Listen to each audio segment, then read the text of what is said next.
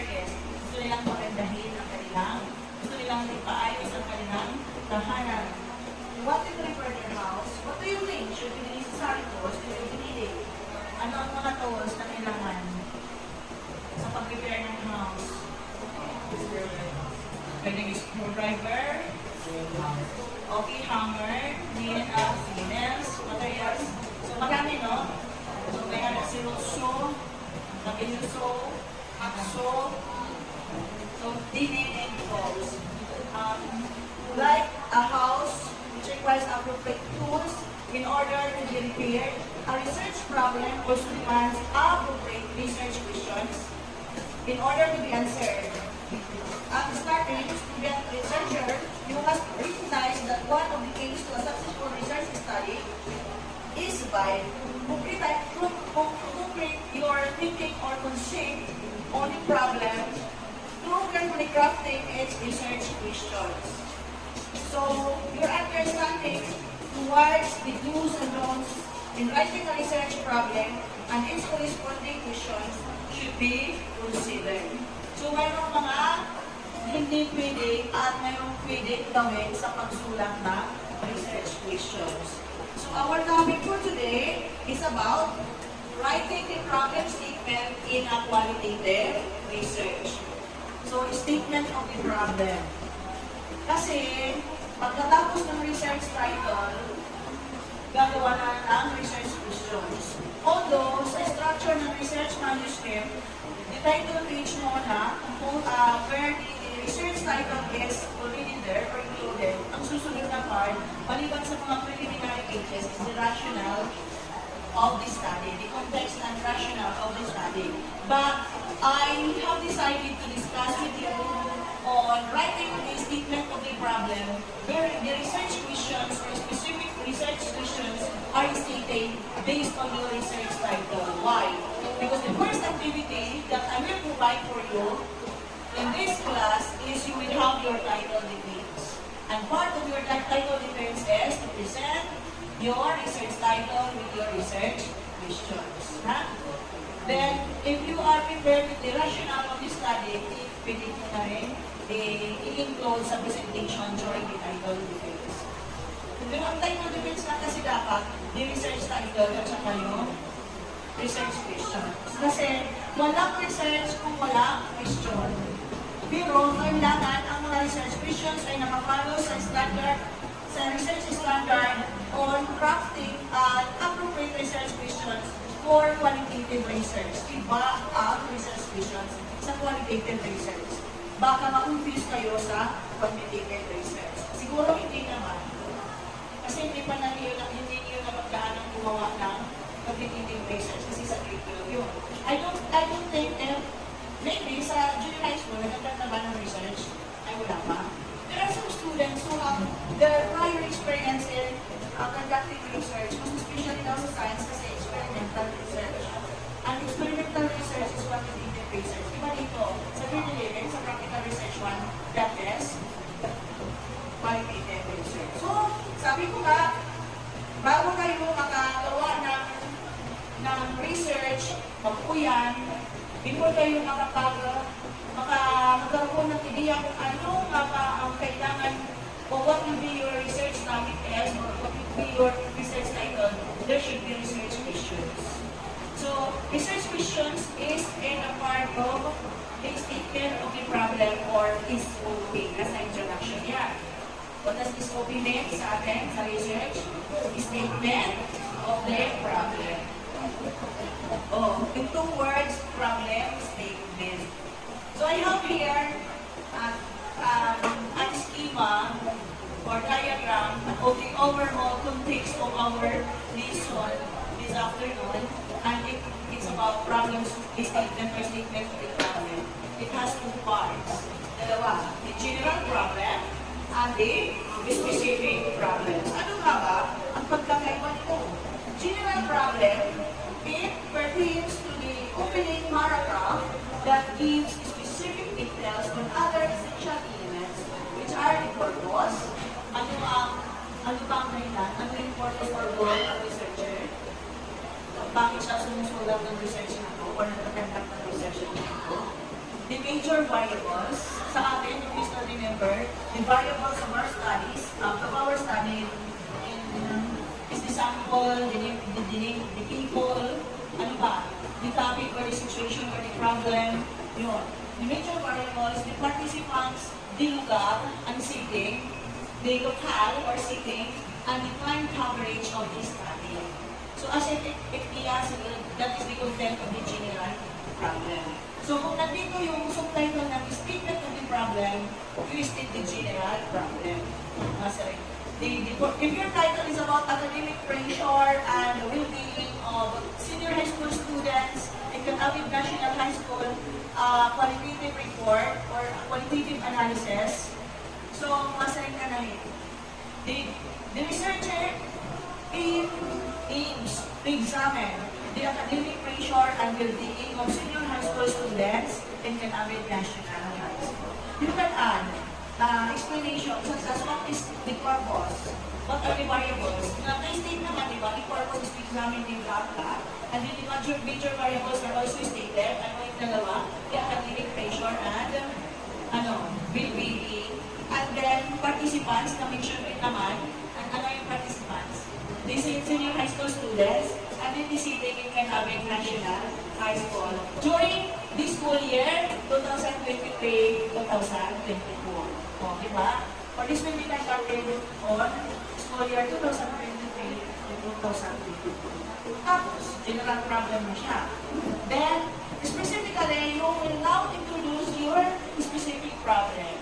So, specifically, sunod na sa general problem, you will say or state, specifically, there is the researcher aims to answer the following questions or research questions. And then you have to enumerate everything. So what are the parts? Ano ba yung component ng specific problem? Nandun na yung stated questions. You should have 4 to 5 research questions. Gusto nyo anin para marami kayong aalamin for kukunin information. Okay, these 4 related questions should all be anchored to the general problem. Lahat ng isa-isa yung research missions, specific research missions, dapat related sa general problem nyo o sa research title nyo. Kung ang inaaral nyo lang ay tungkol sa academic pressure and well-being, huwag mo nang aralin ang tungkol sa financial distress. Sa problemang financial ng estudyante. Aralin mo lang yung academic pressure at saka well-being. Alam mo ba yung well-being?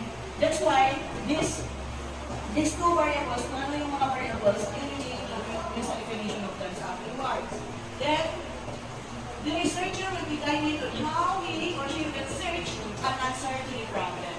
The purpose of stating there or having a research missions, kasi ito yung mag-guide sa researcher kung ano yung mga informasyon na kailangan niyang makuha throughout the conduct of the study.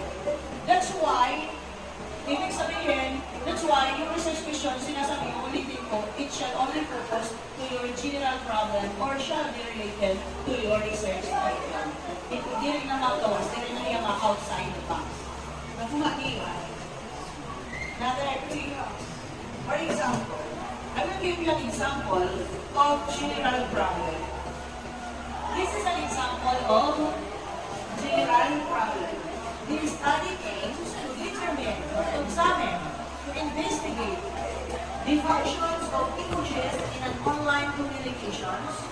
The study was conducted among the different strands of grade 11 students in the senior high school department of Canavit National High School during the school year 2023-2024. The result of the study will be used as a basis for proposing a learning content presentation strategy in language teaching. So all of these structures are there. The underlined phrases are parts of a general problem.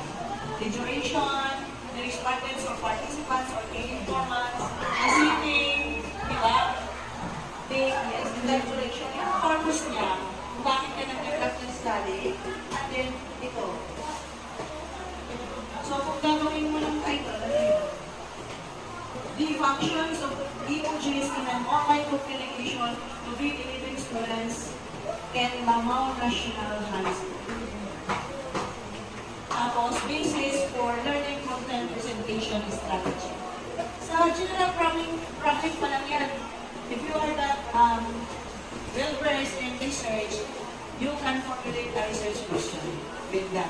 Pero talaga, ang nauna naman, research questions or research title. Ang nauna, research question and then title. Pwedeng title and research questions. So, as a clear example din, general problem.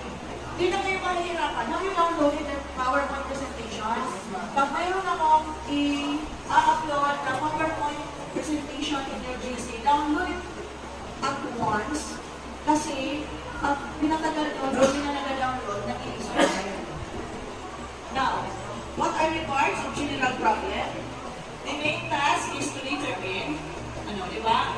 Individual variables, functions, images, online communication. Kasi the major variables.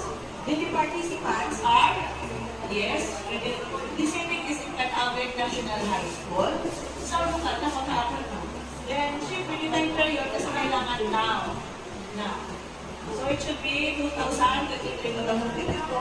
And your intended output or your purpose by conducting that is that they have what to develop learning content presentation strategy.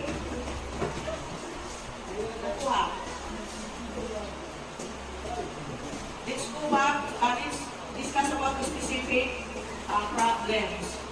Nasaan ang cellphone nyo? Wala kayong aklat. If you already have downloaded, if you naka-download ba? Bakit hindi kayo naka-download? Sige, kasi hindi ko makikita eh. Nakikita na. Sige, lahat ng mga lessons natin, mamaya, because wala tayong aklat, all the PowerPoint presentations for our lessons for this subject, i-upload po ulit, di ba? Para i-upload nyo kagad kasi yun yung titingnan nyo. Kasi medyo hindi lahat nakikita, no? Para at the same time, nasasabayan nyo ako. Like, like Fatima, hindi ka lang dito, pero nasa cellphone na susundan nyo ako. Yun yung libro natin. Oh, very good. So, for example, sabi, ano naman ko there are two types of research questions. The non-researchable questions and the researchable questions. Okay. Non-researchable questions are like this. Do the participants use social media platforms for their communication purposes?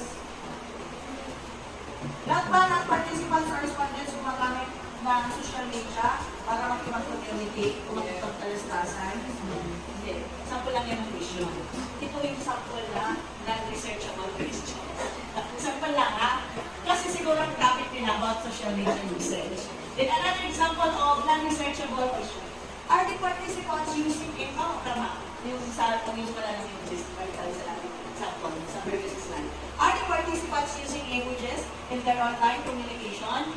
Gumagamit ba daw ang mga participants ng images kapag nag-communicate sila online? Can the participants understand the meaning of the images na intindihan ba nila ang bawat emoji? At nagagamit ba nila ito ng tama? Or will the images be used for the language content learning presentation strategy?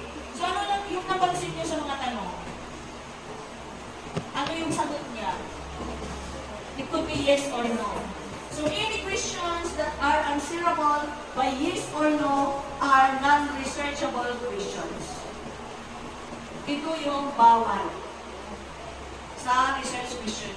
Any question that can be answerable by yes or no ay bawal sa research questions nyo sa qualitative research. Kasi ang yes or no ay para lamang sa quantitative research. Nakuha?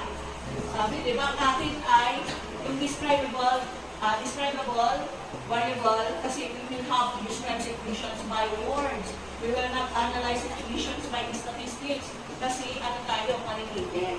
So, any questions that are not researchable are disallowed. Electricity. Ano naman ang researchable questions? Focusing on the given general problem, there are the researchable questions for that research topic, for the general problem that presented a while ago. First, what are the most frequently used emojis by the participant in the school? Researchable or non-researchable? Researchable because it is an open-ended question. Ang open-ended questions, this can be answered in uniquely, di ba? May explain pa further ng participants. Yung closed-ended questions are yes or no. May option siya. Next, what are the pragmatic functions of emojis and blah?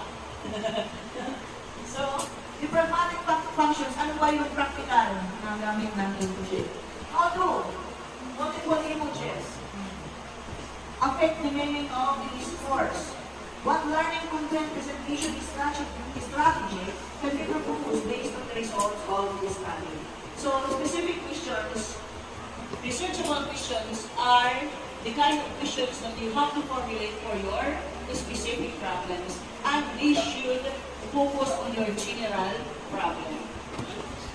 Next, let us try. Let's do this. Let's do this. Identify the elements by analyzing the general problem provided below. So, anong general problem na provide? This one. The general problem is, this study aims to describe the academic challenges faced by senior high school working students in the second district of Bataan. The result of the study will serve as a basis for proposing and designing effective learning intervention program. So, ano ang main task? Okay, to describe. Very good. The major variable, academic challenges. Participants, Senior high school. ay ang galing nyo. Senior high school, working students. Hindi lang senior high school talaga, kundi working students. Kasi may mga senior high school, hindi working students. Then, this evening is? Second district of Bataan. Okay, second, very good. Ang gagaling. Ano ba yun? Ay, assignment ba? Kaya pala, yung class eh. Sige, sige. Okay na. And then, ano to? Yung intended output for proposing and designing effective learning intervention program. So ngayon, your assignment, bago nito, you will pass your assignment now. Sorry for forgetting to collect your assignment earlier. You have now your research title. Gawan natin na research statement of the problem. Ha? Statement of the problem ay mayroong general problem and specific problems. Remember, research questions for your specific problem